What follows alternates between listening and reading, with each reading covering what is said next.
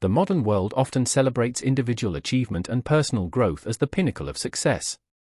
Yet, a deeper, more fulfilling path exists, one that moves beyond the self to engage with the broader community. This is the core of cultivating a purpose mindset. It represents an evolution from a focus on what one can learn and become, to a focus on what one can contribute and solve. It's about leveraging personal skills and professional resources not just for profit or promotion, but as tools for positive societal transformation. This philosophy argues that the most significant and satisfying work connects personal passion to communal need, creating a ripple effect of benefit that extends far beyond the individual. A compelling blueprint for this shift can be found in the culture cultivated within the technology giant Microsoft. For decades, the company has systematically nurtured an environment where purpose is woven into the corporate fabric. This began not with a top-down mandate, but with grassroots initiatives like an employee giving campaign. What started as a simple payroll deduction program has blossomed into a year-round, employee-led engine for philanthropy.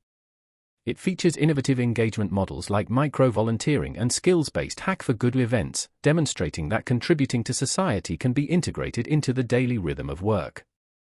This culture has empowered employees to see their roles differently, inspiring many to carry this mindset into new ventures long after their tenure at the company ends. The result is a powerful legacy of billions donated and countless community projects, proving that institutional support can amplify individual intent. The journey to a purpose mindset is guided by several key principles. The first is building upon one's inherent talents and viewing challenges through a lens of strength. A poignant example is found in the story of two parents who, facing their child's serious medical diagnosis, chose to focus on his abilities rather than his limitations.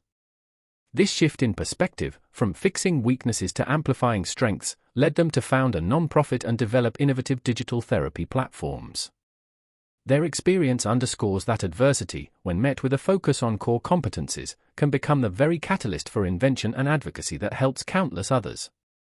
Secondly, this mindset requires utilizing resources with innovative creativity, moving from a scarcity mentality to one of abundance. It involves seeing networks, skills, and even spare time as assets to be mobilized. This is exemplified by initiatives like the TEALS program, which addressed a critical shortage of computer science teachers by creating a national network of volunteer tech professionals to co-teach in classrooms. Similarly, the Global Literacy Nonprofit Room to Read was born from leveraging a professional network and transparent fundraising to build libraries worldwide. These stories show that significant social challenges can be addressed not by waiting for perfect, lavish resources, but by ingeniously orchestrating the resources already within reach. The third principle involves scaling one's impact to influence broader community progress. It's a shift from optimizing for personal or organizational efficiency to optimizing for collective well-being. Professionals who have made this leap, such as a former executive who applied corporate strategy to combat global corneal blindness, demonstrate that business acumen becomes exponentially more powerful when directed at systemic social issues. Another leader brought a data-driven, heart and science approach to community philanthropy, proving that the tools of the corporate world can be repurposed to measure and deepen social good, moving the needle on community-wide progress. Furthermore, fostering large-scale change often means catalyzing or joining movements that transcend any single organization. Lasting societal transformation frequently springs from collective, decentralized action rather than rigid, hierarchical structures. This is visible in initiatives like a global mentorship circle that connects women professionals with at-risk girls across continents to end harmful practices, or in the worldwide campaign to make computer science education accessible to every child. These are not merely charities, they are dynamic ecosystems of action that inspire and coordinate thousands of people toward a common goal, achieving a scale and cultural penetration that traditional models cannot.